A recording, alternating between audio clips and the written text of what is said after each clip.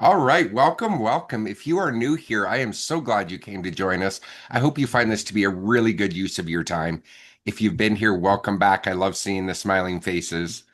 If you're watching on YouTube, go to the description, grab the handout for this session so you can follow along. And if this kind of legal technology talk is helpful to you, make sure to comment, like, subscribe, and hit the notification bell for more videos like this.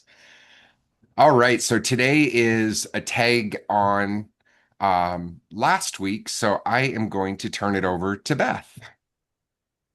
And actually, Beth, before you start, when I say a tag on, it just means it's kind of following. You can always go to our website. We have a Legal Tech Academy on there with all the videos we ever do, and you can watch them on there. All right, Beth. Okay, so we're going to talk about our task list and the to-do list. So, and the task fatigue, really. So, most of us start our day by looking at a list of things to do. We assume that a long list, that hopefully gets shorter as the day goes on, means we're being productive. But the truth is, a long task list is often a symptom of an under-optimized system. So, why and how are our tasks lying to us? Well, some of us believe that task lists mean we're productive. There are even firms who give bonuses and review numbers on the number of tasks completed or the percentage of tasks done on time. Now, I'm not saying that's bad, but it is an illusion. We take a good score on completed to mean that we're productive. We celebrate that someone completes 50 tasks in a day.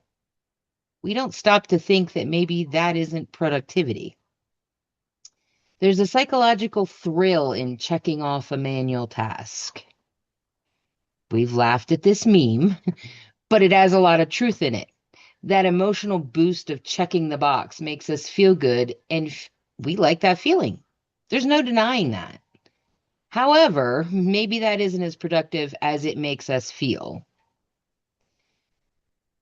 So, when we're not crossing things off the list as fast as we envision, that adds a different psychological response, the weight of the task list.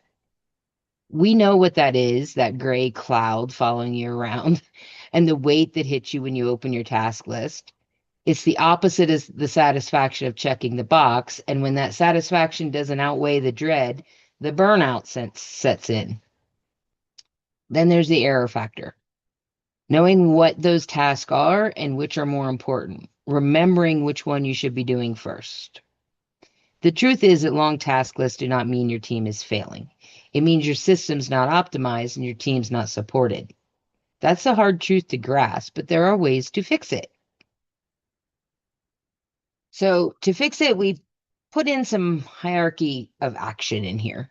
And we categorize every action into one of three levels. Level one is automation.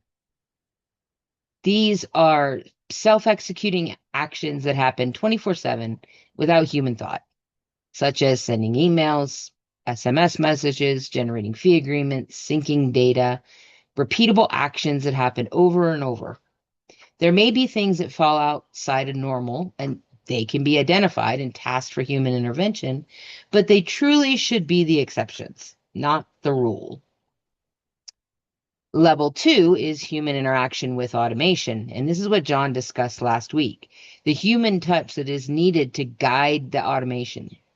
Things like forms that are completed to trigger actions in your system. I'm going to give you a little demonstration on this, and I'm going to ask John to do some timing here and actually time this and see how long this stuff takes. So we're going to say that I have a consultation that and I've received this consultation form before the meeting. This consultation form comes in. I have this meeting with Jesse James. And I go down here and now I can go consultation outcome. What is it? Oh, he's not interested. Well, why is Jesse not interested? Well, we're just going to say, he was just price shopping. Do you want me to start the And, timer? oh, sorry. Yeah. Okay, here we go. And so I come down here and I say he's not interested. I put a lost reason in there, and then I put a file note in there, right? Here's my file note. And now I go and I click submit. So about how long did that take, John? 17 and a half seconds. Right. Now, granted, I did copy and paste that. Had I been typing that out, it would have probably taken, a little more than that. But even so, let's even say 30 seconds. 30 seconds to fill this in. And when I hit submit, all these things happen over there and things move. It puts them where it needs to go. Everything's all taken care of. So now I'm going to show you the other way that this happens.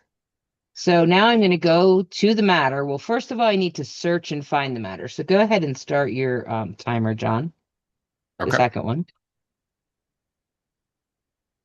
So Jesse James, I'm going to type him in. I'm going to go and find his matter here. So now I'm in his matter. Great. I've just had this meeting. Now I need to go to details. I need to edit. And then I need to go to the lost stuff. And what was his lost reason? Oh, they were just price shopping. So I go fill it in here. Okay. Now they were just price shopping. Great. I save that. I need to go to file notes and I need to add a new note. And I'm going to add this note and say this is from the consultation. Oh, well, not that note. I'm going to add the whole note. And I'm going to add that note in there. Now I need to change a bunch of stuff. I need to move him to the right stage. So I'm going to go down here and move him all the way down to he's not interested after a consultation. Yeah, I want to do that. But he's still a PCM. So now I got to go back into here and I need to edit this.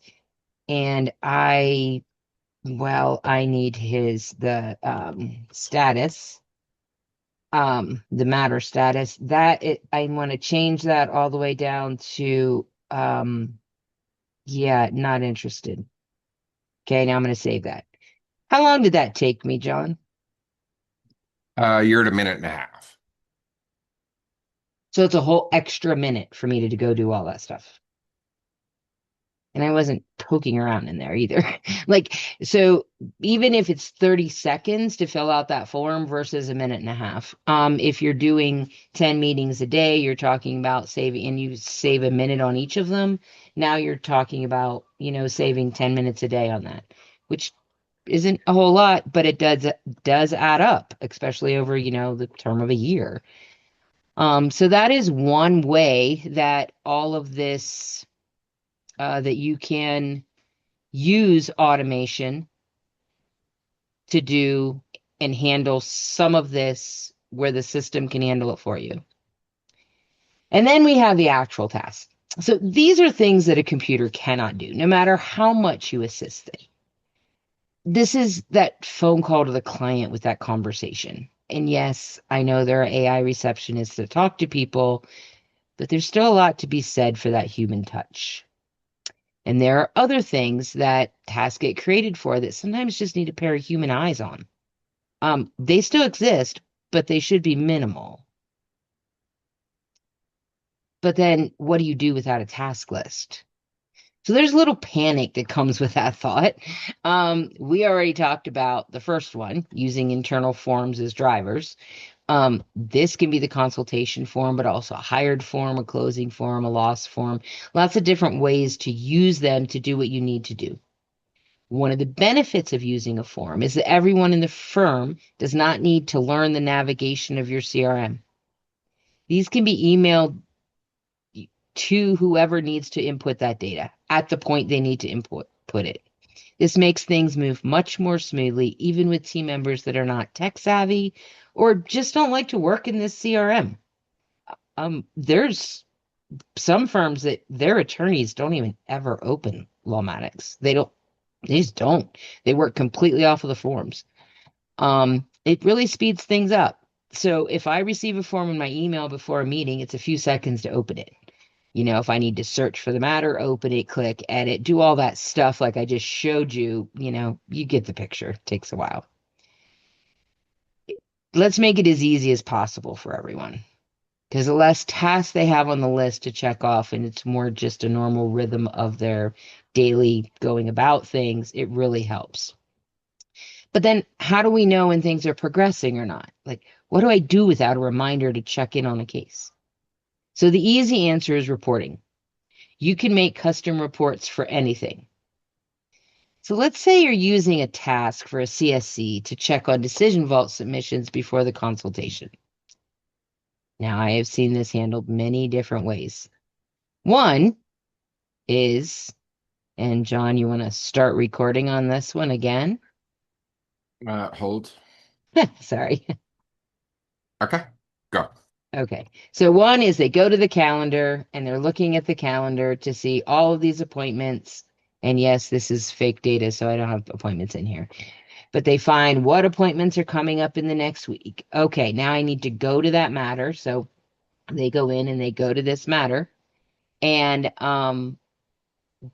or they actually, okay, this is coming up. I need to go Decision Vault. And I go into Decision Vault and I go down and I find the person. So here is James. Let's open this matter and see what they did. It's not been submitted yet. They can still make changes, but they do have some information in here. So they started it, but they didn't finish it yet. So now I need to go and I need to call them and help them along with that. So how long did that take, John? That was about 55 seconds, not including a phone call. Okay. So now I go in there and I do all that, or I automate that where Lawmatics itself is checking up on it and sending reminders to them to do it and all of that. So now that's all getting taken care of automatically. However, I also, how do I know that they're doing it? How, I need to check it, right? I can have a report that this is my decision vault status for my upcoming consultations. Here's all my upcoming consultations. Here's who they are. Um, Jesse, oh yeah, he started the questionnaire and he didn't submit it. All of these, Allison, yeah, they're ready. Alejandra, well, I started it, but he didn't finish it. Isabel, she started, didn't finish it. I can see where everything is in one spot. So the 55 seconds that I had to go do that, I can just come here and in 2 seconds find it and get the information I need. So that's where there shouldn't be a task for that. A human should not be going and doing all of that work. It should be right here in a report. This report can be emailed to you every morning. So you come in the morning and you open up the report. Yep, now these are the people that I need to follow up on that aren't doing what they're supposed to do. Yeah. So that is really, what that comes into is showing that report that you don't need tasks to follow up with each one of these individually. You just need a way to see it. So if that gets emailed to the CSC every morning or every other morning or whenever it is, they get the list of upcoming consultations, the status, 3 seconds to look and see that everyone the next 3 days have them submitted, or if they don't, you need to go follow up with them, but there's no task to check off. There's not a list of all of these there's not 9 tasks in there to check on this. And that relieves that list and that dread of that list. So your dopamine hits from checking off a task really start to outweigh that weight. And that's where that comes in. So the peace of mind is still there. You can still see that everything's good, but you don't have a long task list to do that. This gets you better insights into your work because anyone can take a look at that report. You have an attorney that worries about this, just set up an auto send and they can put their mind at ease. They don't need to look them up either. More confidence and a smoother process makes this firm run so much smoother. And this also allows you a broader, more in-depth reporting and tracking. Because we can then look at a health check. Instead of checking multiple matters to make sure things are moving along, you can check the report to know that the forms were filled after appointments and the follow-up's happening. If these are all none good job, everybody did their job. We don't have to worry that somebody's still sitting on initial contact, or I'm sorry, initial consult because we haven't moved it along. They filled out the form, it's gone and good. And you can also find your offenders are the ones that aren't filling out the forms too, but it's a lot easier than sorting through a task list. You can also see how many people are being followed up with in each stage and know that these are automations that are going out to people. You don't have to worry that someone isn't completing their task. Like, how many people are in this consultation post follow up and our CSCs haven't contacted them in 5 days because they don't have time? This is just a scorecard that says, yep, these are being done. So a good scorecard makes that even easier. So that's the goal. A quiet firm. Not quiet because everyone is knows to scream with their computer, but quiet in a sense of stress level. You all know I live in the mountains. Not many people around. In fact, my nearest full-time neighbor's a half mile away. Um, the one thing that friends always say when they come visit is that it's quiet. It is not quiet. The birds are singing more often than not. The wind's blowing. My chickens are talking all day. The turkeys are calling. My crows are yelling about something. Like there's noise. Neighbors are driving by on their ATVs. There's noise. But the quiet comes from the lack of needing to be somewhere. So, because here, when they're at my house and they say, oh, it's so quiet, it's because they're not surrounded by hundreds of people that need to be somewhere and are always rushing. That's what makes your quiet go away. When you do that in a firm, everybody around you is worried about checking a box. They all have something to do and they're all in a hurry. And that makes that noise that's not actual noise, but it disrupts the quiet. And no, you cannot move your firm to my mountain. Sorry. But what you can do is relieve the noise in your office by being able to use clean dashboards and reports to see where you are, automating as much as you can so your system keeps working when you're not, and shift that focus from checking off task and monitoring the status and movement. Just monitor it. Put your silent employee, your automations, to carry a lot of the load so your human employees can add value to your human interactions. And of course, we're always here to help you put these in place and to quiet your firm. Um, John, do you have anything to add to all of this? I just think the biggest thing that stands out. So last week we talked about the human intervention side of tasks, Hmm. and how the goal is never to eliminate tasks because that takes the human side out of your law firm. The goal is to minimize your tasks so the human can be a human and let the robot do what the robot does.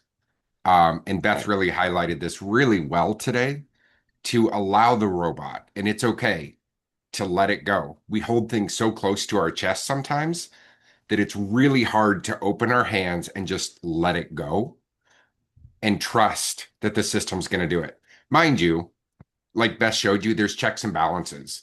You can check when the automation is working through different methods. There's lots of ways to do that. There are wrong ways to do that, but there are lots of really productive and good ways just to give you peace of mind. And I really like about the quiet firm. I always like to say that's taking a deep breath. You finally get to take that deep breath, and you're not holding your breath all through the day with stress and with just compounding work that you know will never get completed because there's not enough hours in the day. And you can finally breathe. You can do your work properly, less mistakes, better employee morale, and you will absolutely see less turnover in a firm because people can breathe. They're not suffocated from the minute they walk in till they leave, and then still suffocated even in their free time of their personal life because it's just burying them. And they just don't ever get a reprieve from that. Right. Absolutely. Yeah, that's all I had.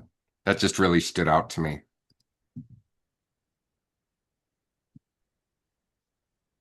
All right. Are you ready for Q&A, Beth? Yep, absolutely.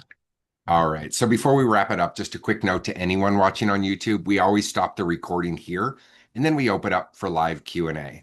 This part is not recorded so people can ask real questions and just talk through real situations. So if you want to be a part of that conversation, we do this live every Friday at noon Eastern. It's free, and the link to join is in the description for you.